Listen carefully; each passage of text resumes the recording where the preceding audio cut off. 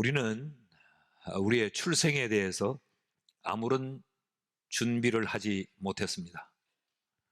왜냐하면 출생은 우리가 개입할 수 있는 사건이 아니기 때문에 그런 거죠. 우리가 태어난 것이 아니고 태어나졌습니다. 그렇다면 죽음은 어떨까요? 죽음도 역시 우리가 개입할 수 있는 것은 아닙니다. 그러나 출생과 죽음에 한 가지 현격한 차이가 있습니다. 출생은 생각도 할 수 없고 준비도 할 수 없지만 죽음은 생각할 수는 있습니다. 왜냐하면 죽음은 분명하기 때문에 그렇습니다. 이 땅에 태어난 자 누구는 죽음을 면제받았다는 사람이 없어요. 모두가 다 죽음을 맞이하기 때문에 우리는 죽음이라고 하는 것을 생각할 수 있고, 죽음이라고 하는 것이 그렇게 분명한 사실이라고 하면 우리는 내 인생에 그 마침표를 찍는 그날, 언제인지는 알지 못하지만 분명히 올 것이기 때문에 그날을 우리는 준비할 수 있습니다. 그렇다면 여러분 한번 대답해 보십시오. 죽음을 준비하고 계시는지요? 예수님께서는 우리에게 사랑의 열매를 맺고 그 사랑의 열매를 삶의 흔적으로 남기고 이 세상을 떠나는 날 우리의 뒷모습이 사랑으로 보여지도록 살라라고 말씀을 하십니다. 요한복음 14장에서 18장까지는 예수님의 유언의 말씀입니다. 한날 한순간 한 곳에서 주님이 쏟아놓은 말씀이 요한복음 14장에서 18장까지예요. 그 핵심이 뭐냐? 너희는 서로 사랑해라. 이것이 너희가 반드시 맺어야 될 열매이다. 이 말을 바꾸면 너희가 살고 간 삶의 흔적은 사랑이어야 되고, 너희들의 인생을 살다가 떠날 때 너희의 뒷모습은 사랑이어야 한다라고 하는 말씀과 동일한 이야기입니다. 17절 말씀을 보시면요, 내가 이것을 너희에게 명함은 너희로 서로 사랑하게 함이라. 이것을 주님은 유언으로 남기시되 단순한 권면으로 말씀한 것이 아니고 주님은 주의 백성들에게 명령으로, 계명으로 이 말씀을 주셨다는 말입니다. 주님이 이렇게 말씀하셨지만 우리에게 사랑의 삶은 쉽지 않습니다. 그렇죠? 사랑으로 살아야 된다는 걸 모르는 사람은 없고, 그래 사랑하며 살아야지 짧은 한순간의 인생을. 그런데 그 사랑을 실천하는 것이 결코 쉽지 않습니다. 왜 그럴까요?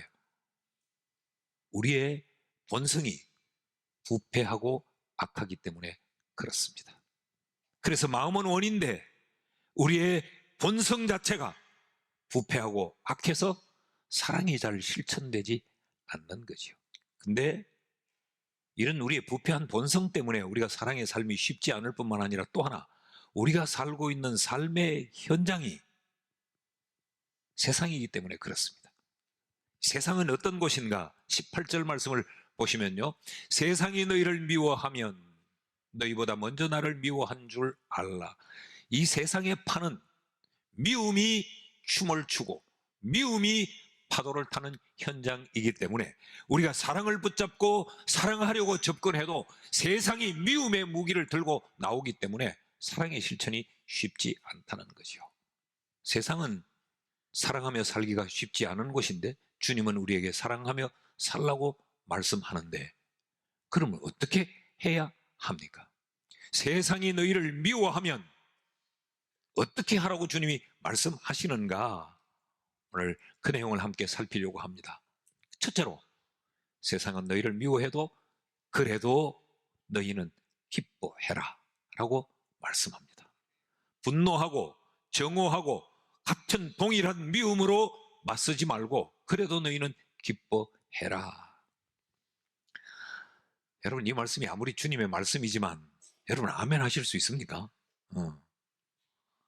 아멘은 해야 되지 안 할 수는 있습니까? 그런데 사실 아멘 하기는 쉽지 않습니다.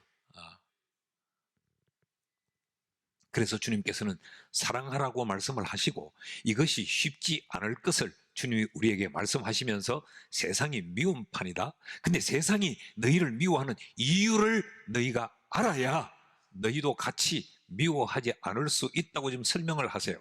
세상이 미워하는 그 이유가 뭐냐? 우리를 미워하는 그 이유가 우리가 세상에 소속되어 있지 않기 때문에 그렇습니다.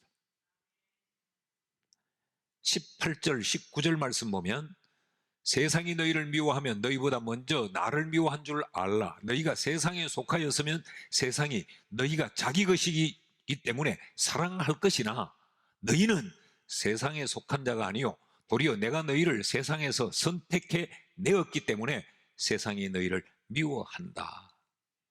무슨 이야기입니까? 소속이 다르기 때문에 그렇다는 겁니다. 더 쉬운 말로 말씀하면 편이 다르기 때문에 그렇다. 우리는 세상 편이 아니기 때문에 세상은 우리를 적으로 알고 우리를 미워한다. 이게 세상이라는 현장이다 라고 지금 설명을 하고 있는 거죠. 그러니까 우리는 사랑을 들고 나가 미움의 반대를 부닥칠 때 이것이 내가 세상에 속하지 않음으로 일어난 당연한 현상이라는 거죠. 그러니까 우리는 내가 세상 편이 아니구나를 확인하는 것이 세상으로부터 미움을 당하는 것입니다. 더 쉬운 말로 하면 이런 겁니다. 내가 천국 백성이라는 뜻입니다. 나는 땅에 사나 나는 천국에 속한 자요 저들은 땅에서 속한 자이기 때문에 저들이 나를 시기하고 미워하고 험담하고 깎아내리고 비판하고 정오할 수밖에 없다. 내게는 영원한 생명, 영생이 주어졌지만 저들에겐 영생이 없기 때문에 세상은 우리를 미워하고 욕하고 비난하고 적대시할 수밖에 없다.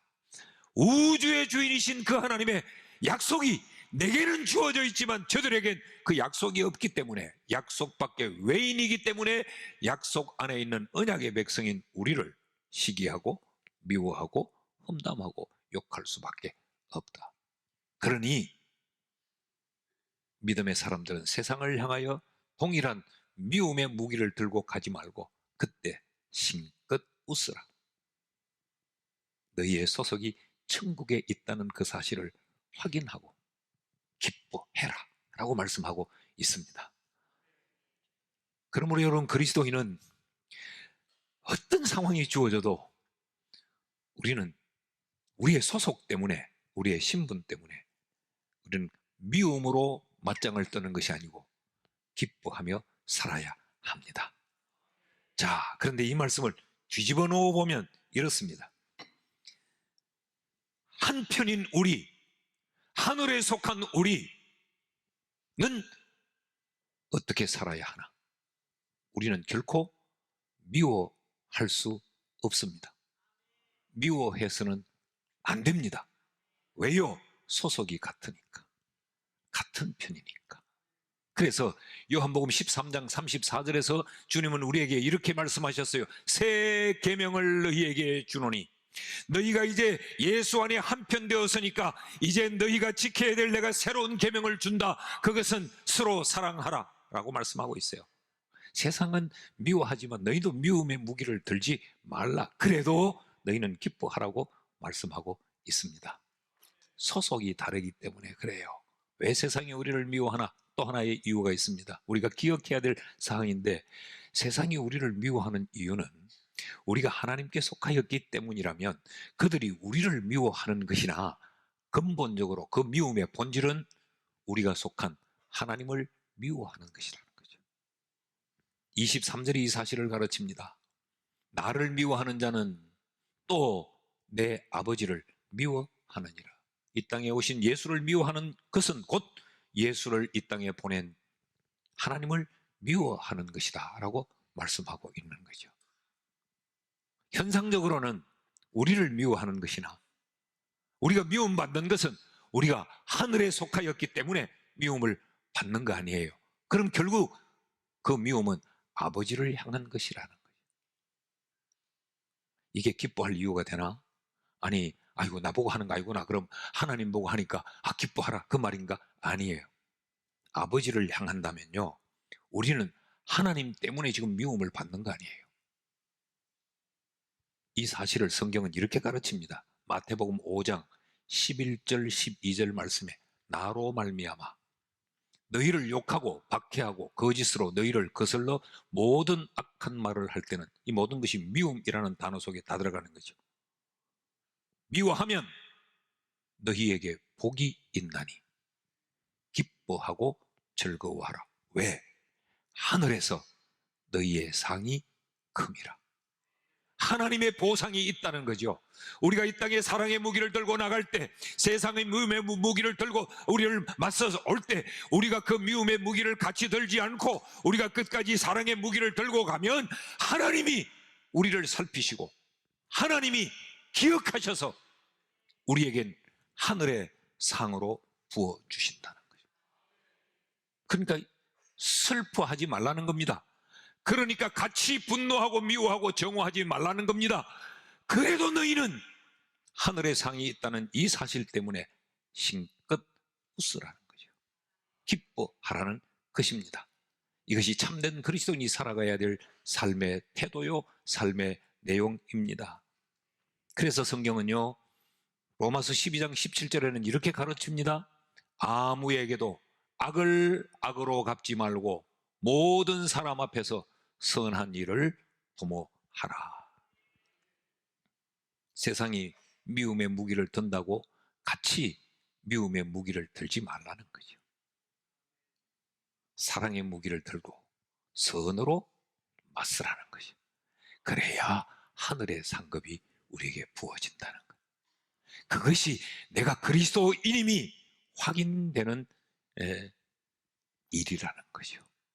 그러므로 여러분, 내 삶의 마침표가 아름답게 찍어지고 내가 이 세상과 이별하여 떠날 때 내 뒷모습이 아름다워지고 내가 살아 이 땅의 삶의 마침표를 찍고 떠나는 그 순간까지 하나님의 복이 충만해지려면 세상이 미워하는 현장에서 우리는 기뻐하며 살아야 합니다. 우리는 이런 말을 종종 하죠. 그래, 네가 그래서 내한테 요시 한번 두고 보자. 내가 반드시 갚아준다. 그래서 우리는 악을 악으로 갚을 기회를 찾습니다. 내가 못 갚을 줄 아나? 내가 바본 줄 아나? 두고 봐라. 이걸 공언해요. 내 눈에 흙 들어가기 전에 내가 반드시 그 악을 악으로 갚겠다고 하는데, 그렇게 삶의 마침표를 찍으면 추합니다. 내 뒷모습을 보는 이들이 참 악했다라고 말합니다. 그렇게 지나간 내 삶의 흔적은 미움과 정오와 분노와 악독만 가득히 널브러져 있는 거지요. 사람은 반드시 삶의 흔적을 남기게 되어 있어요. 여러분, 세상이 우리를 미워할 때도 우리 기뻐합시다. 같이 미움이라는 무기를 들고 싸우지 않아야 합니다. 둘째로, 세상이 우리를 미워하면 우리는 어떻게 살아야 하는가? 범죄하지 말아야 합니다. 세상이 우리를 미워하는 이유, 또 다른 이유 하나를 우리에게 소개하는데 21절 말씀이에요. 사람이 내 이름으로 말미암아 이 모든 일을 너희에게 하리니 이는 나를 보내신 이를 알지 못하니라. 그러니까 하나님을 모르니까 세상은 살아가는 방법이 미움밖에 없는 거죠. 하나님이 사랑이신데 하나님을 알지 못하니까 참된 사랑을 모르는 거죠. 그렇게 세상은 그렇게 살 수밖에 없다라는 이야기입니다. 그런데 이런 미움의 행위가 복음이 전파되고 난 이후 이것이 죄가 된다고 말씀합니다. 22절 말씀을 보면 내가 와서 그들에게 말하지 아니하였다면 죄가 없으려니와 지금은 그 죄를 핑계할 수 없느니라. 사랑해야 되고 미워하면 안 된다고 하는 이것이 예수의 복음이 전달되기 전에는 죄가 아닌 것처럼 세상을 살아가는 하나의 수단과 방편인 것처럼 알았지만 이제 예수를 알고는, 복음을 알고는 사랑이신 하나님을 알고는 미워하면 그것이 죄다는 것입니다. 여러분, 미움이 죄라면 우리는 미워하지 않아야 됩니다. 24절 말씀도 보실까요? 내가 아무도 못한 일을 그들 중에서 하지 아니하였더라면, 이 말은 그들에게 무엇이 옳고 그른지, 무엇이 사랑이요 무엇이 미움인지 이 복음을 그들에게 전하지 않았더라면 그들에게 죄가 없었으리니와 지금은 그들이 나와 내 아버지를 보았고 그럼에도 그들은 미워하는도다. 그러니 죄다. 성경은요, 그래서 형제 간의 관계를 굉장히 중요하게 다룹니다. 형제 간의 관계라는 것은 피를 나는 육신의 고륙만 말하는 것이 아니고 예수 안에서 같은 편, 같은 소속된 우리를 말해요. 어느 정도로 무겁게 다루고 있느냐. 마태복음 5장 22절 말씀을 보시죠.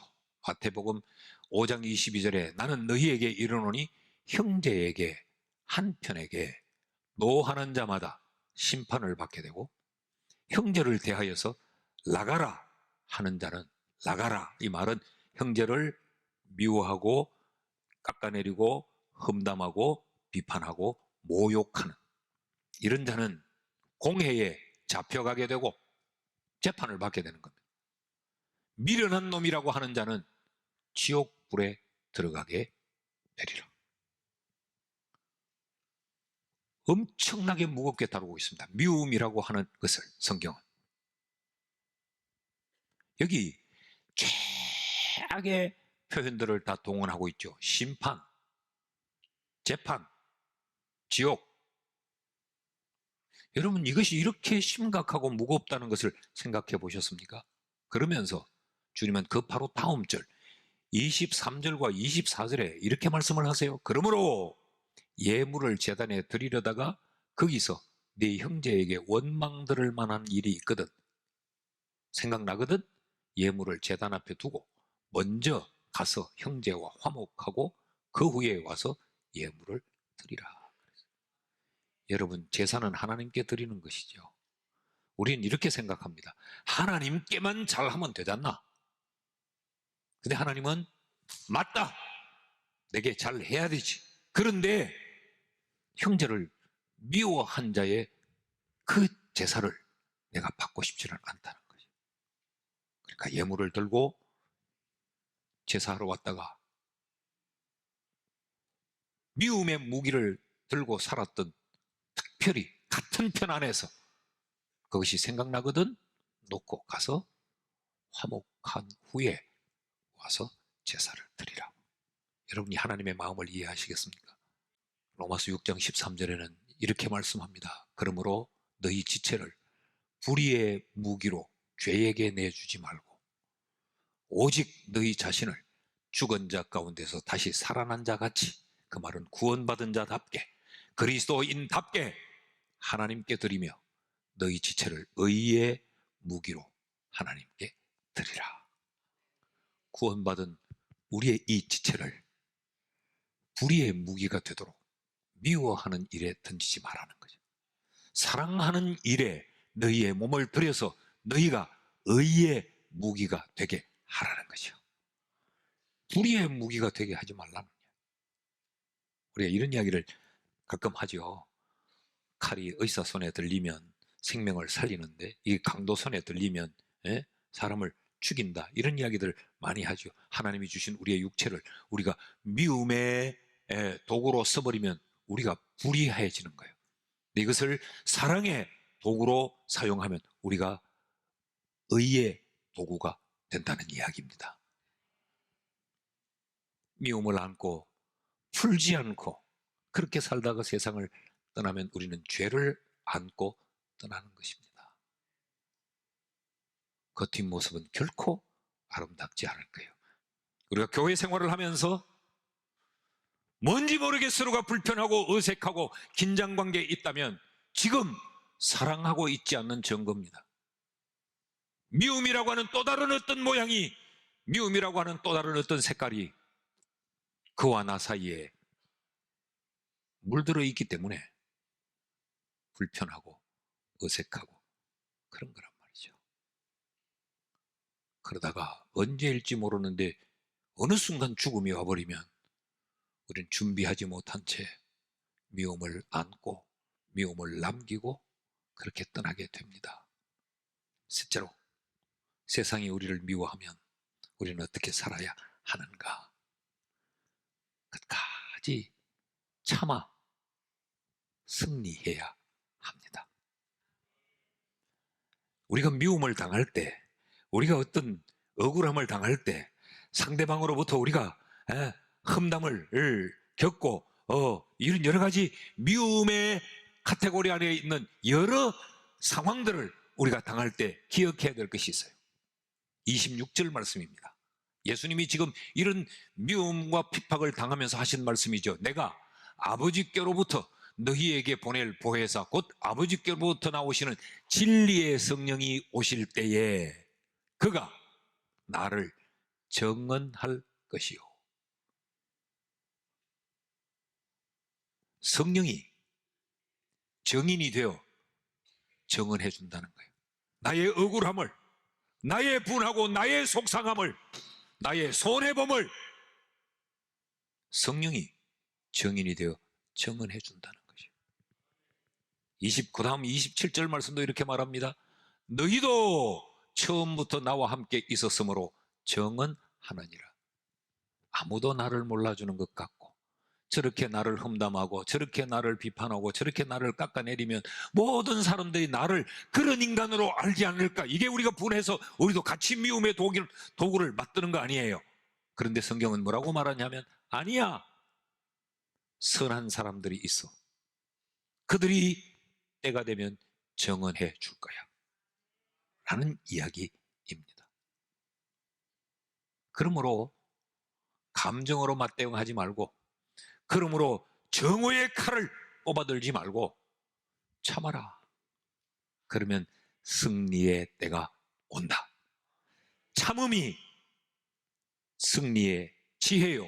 참음이 성공의 비결이라는 겁니다. 믿습니까? 여기 야고보서 5장 8절 말씀을 같이 한번 읽어볼까요? 시작.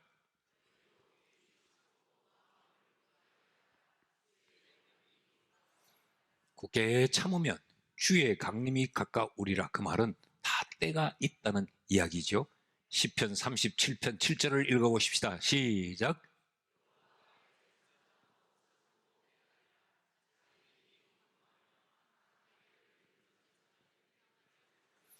악한 자 때문에라도 불평하지 말라는 거죠. 참아라는 거죠. 시편 94편 23절은 이렇게 말해요. 그들의 죄악을 그들에게로 되돌리시며 그들의 악으로 말미암아 그들을 끊으시리니 여호와 우리 하나님이 그들을 끊으시리로다. 하나님이 우리를 결국 참음 가운데서 승리하게 하신다는 거죠. 그러니까 참으라. 세상이 우리를 미워할 때 하나님의 때에 하나님이 끊으시고 하나님이 갚으실 거니까 여러분 우리가 심판자 되지 않아야 합니다. 내가 그래? 그럼 내가 가만히 있을 수 없지 라고 하는 건 내가 지금 심판하는 거예요. 그 미움의 행위에 대해서. 그러나 하나님이 심판하실 것을 믿고 하나님께 맡겨두는 그것이 참음입니다. 그러면 그 참음은 우리에게 반드시 승리를 가져올 줄 믿습니다. 말씀을 맺습니다. 세상은 마귀에게 속하였기 때문에 미움과 분노와 살이 이런 것들이 세상을 살아가는 당연한 무기와 수단이 되겠지만 우리는 하나님께 속하였기 때문에 그 하나님이 사랑이시기에 우리는 사랑의 무기를 들어야 참된 그리스도인이 됩니다. 오늘 이 말씀을 다시 한번 마음에 깊이 새기고 마음에 묶어놓았던 미움의 매듭, 분노와 정오의 묶음들을 여러분 풀어버리시기를 바랍니다. 푸십시오. 그것이 굳어서 내 인생의 암덩어리를 만들어냅니다. 그것이 굳어서 내 인생을 행복하지 못하게 만듭니다. 풀어버리고 내가 소속이 다르니까 하나님을 모르니까 그게 죄인데 그 왜 죄 가운데 머물고 있어? 나는 하나님께 속했으니까 나는 그 죄를 짓지 않을 거야. 참으면 승리를 하나님이 주실 거야. 이 믿음으로 살아가는 우리가 될 수 있기를 주의 이름으로 축원합니다. 축원합니다.